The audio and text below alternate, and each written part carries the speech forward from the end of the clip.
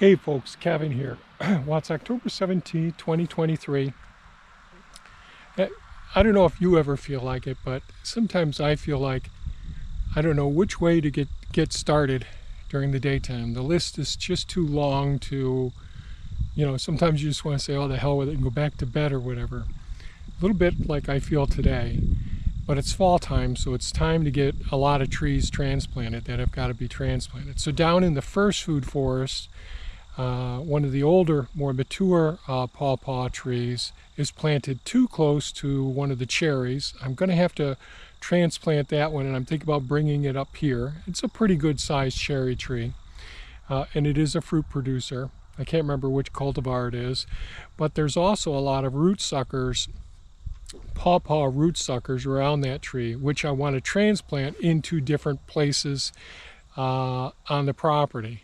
And so one of the places up here in the third food forest. So to orient you, there's pond one over there. That's the horseshoe one, horseshoe shaped one around the peninsula where the willow tree is there. But we have the high winds here, so I have trees that blow.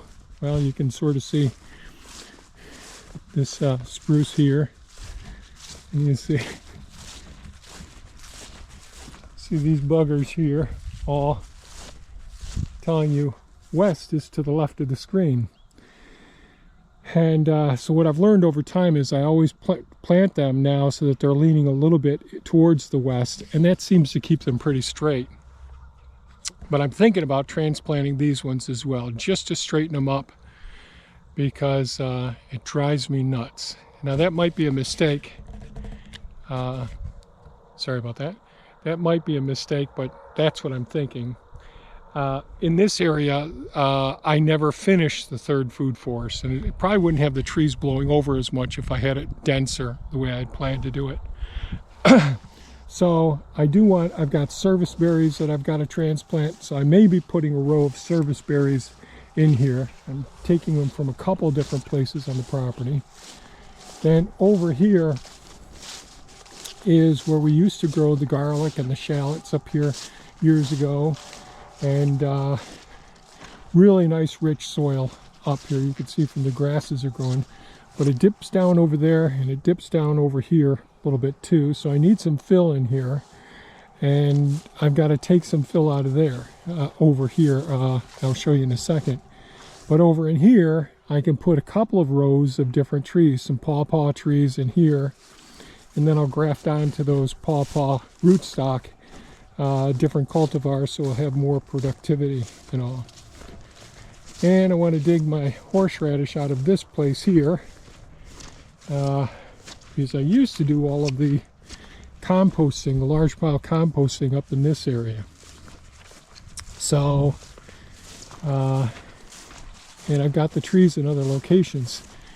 Now, one of the things when I put this swale, so this one drains from the road up at this section, and from all across the front of the road and the property on the other side of the grapevines. And then the swale comes down around here, goes into another swale, then dumps into pond 2 over there.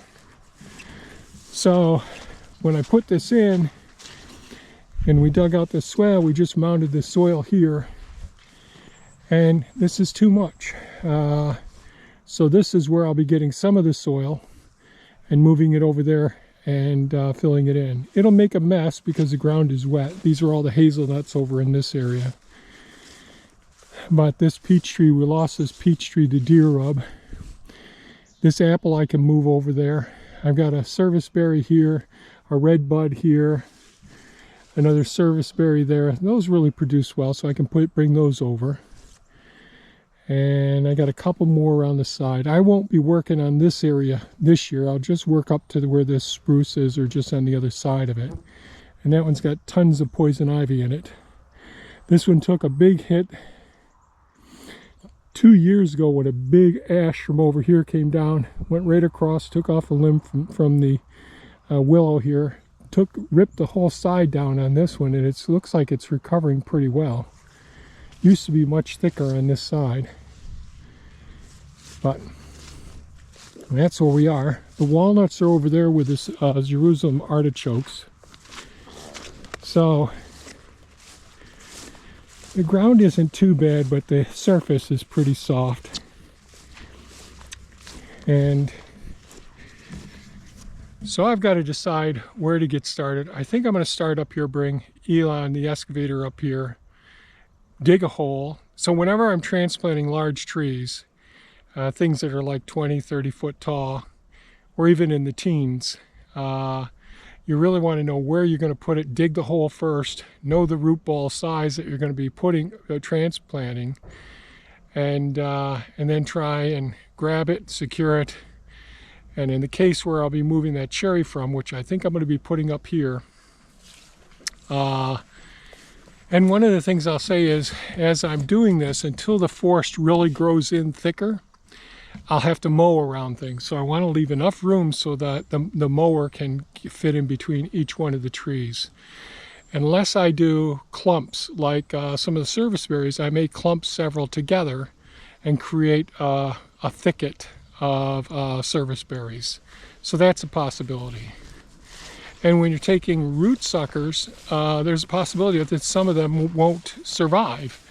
So you may plant those even closer together and know that you'll either be transplanting some of them with the hopes that all of them come up and survive, but some of them won't potentially. And if they do survive, you can always retransplant them again, which is not ideal. But anyways, that's what I'm going to be doing. I think I'm going to be working up here trying to prep this area so I can start getting some of those other bushes and trees up into this area and potentially straighten out some of the ones that are bent over. So I think that's what I'm going to be doing. And then transplanting the masses. So here I go.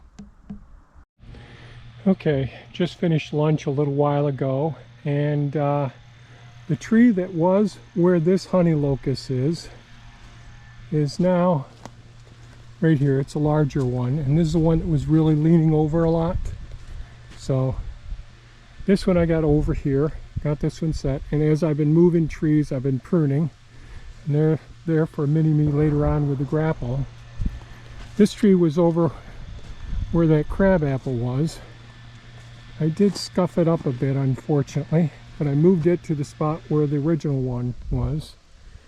I planted one of the pawpaws here.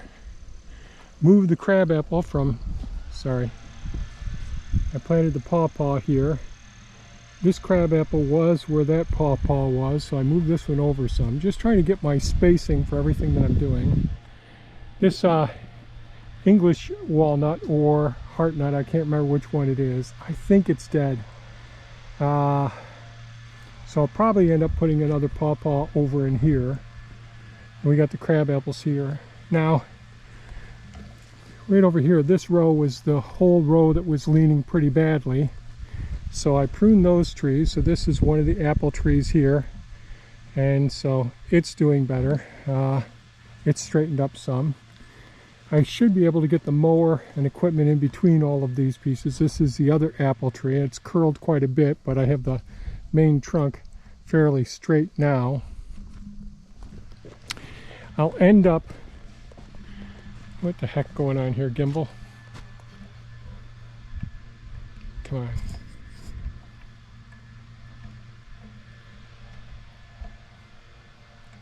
I don't know why this gimbal doesn't respond at times. So this row, I'll leave this one here, even though it is blown to the side some. It's really got some good roots and it's doing pretty well. It's leveled off the top canopy part of this one, so that one's okay. Now I still have to prune this one. And that apple tree over there is good. This wild plum, I'll move this to the next row over here. So I'll put another row right over in here. I'll dig that in a couple of minutes.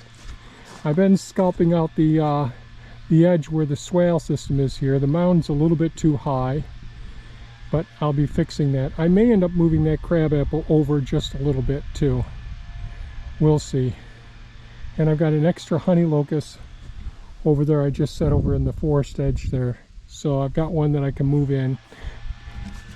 The honey locust trees, what I've done is I've used those sort of as they're a rapid growing soil building tree that really does pretty darn well, and we can prune them pretty aggressively, and they still keep growing. And the material that we prune off, we leave on the forest floor for mulch. And I'll come in and wood chip mulch all these if I get enough time.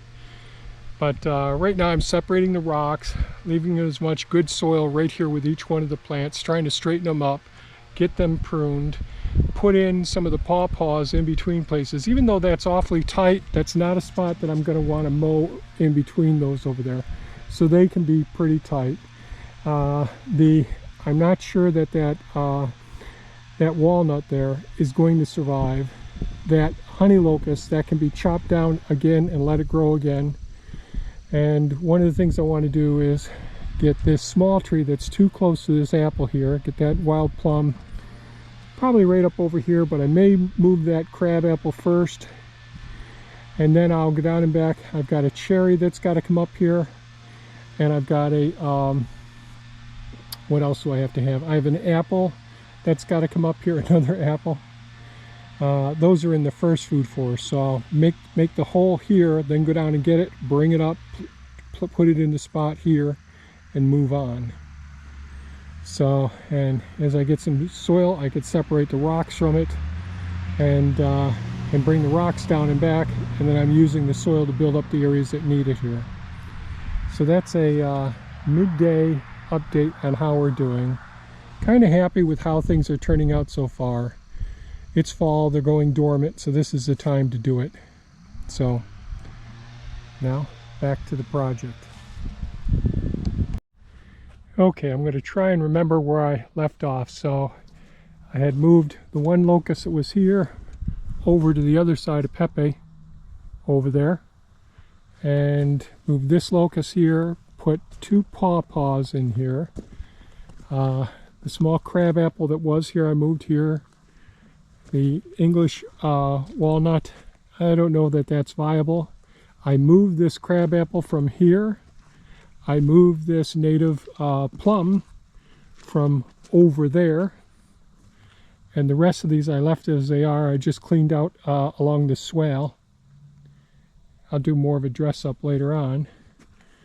But I went ahead, and these are two different apples here. This is a delicious one. So I moved this one. This was really bent over, and that one was as well. I can't remember if I talked about these ones already. This is a good apple, but not fantastic. But those two are set. Then I brought over this red bud here. Got that one here. This is a service berry. It's a pretty good one. This is another service berry. Delicious one here. So we got this set, and we cleaned out the spots where some of these were over in there. Now I can keep working my way that way and bringing up some of the other. I still have a few more trees and bushes to move out of the second food forest, and I have more to move out of the first food forest, and then I have a lot of the other transplants that we've been growing for a while to populate up in here. But one of my goals is to make it so that I can come up here with a mower in between things. Well, these all got to be mulched yet and all. Just so I'm not doing lots of weed whacking. I'll have to do some pruning here with this service berry. Oh, and one of the things that I'd been asked, geez, are there any other plants? Sorry about that. So I was asked, after hilling the hiscaps, or the honeyberry plants that are from the western garden plot. I posted a video recently about hilling them, or mounding soil up. In other words, trying to get to propagate more of the same cultivar.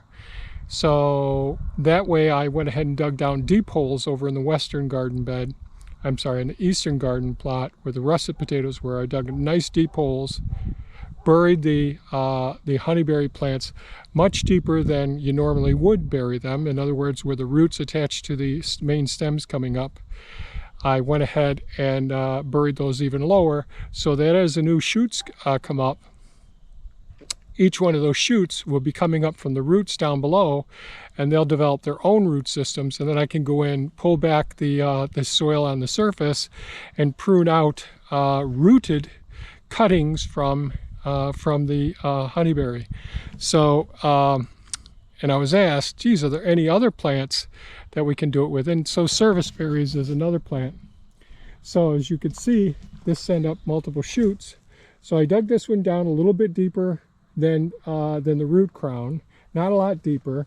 But next I'll mound soil up or mulch right up over this. It could be leaf, let's say ground up or mulched up leaves. It could be sawdust. It could be wood chips. It could be various mulches. It could be soil.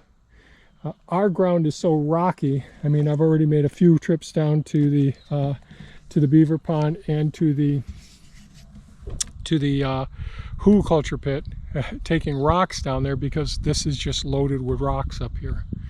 So that's another plant. And certainly I do the gooseberries that way, all of the currants that way. And you can do it as hardwood cuttings as well, but hilling and mounding or layering, laying a branch down to the side and pinning it down and putting soil over the branch as it's laying on its side, that'll send roots out in the where each leaf node is. It's got to be new young shoots that come up. But this one already produces really nice berries, and that one I think does too. I don't know for certain. And potentially, who knows if the red buds are truly nitrogen fixers. I do like them. As a single main stem, as a tree trunk, they don't last up here. But as a bush, they tend to do much better. I can get them to survive for years. So that's it for today's video, folks. Tomorrow, if everything works out well, I'll start working my way further down in that direction and see if I can get more plants in the ground up here. Trying to make it so like I'll be able to get one more row right here in between these two rows here, and I might be putting some of the pawpaws up here or putting some persimmons. So I've got lots of persimmons to plant, pawpaws, Chinese chestnuts, and so on and so forth. So those are all things we want to get up in here and get this third food forest a little bit further advanced. So that's it for today's video. Thanks so much for watching. Stay safe, and if you have any comments or questions, leave them below, and take good care of yourselves. Bye-bye now.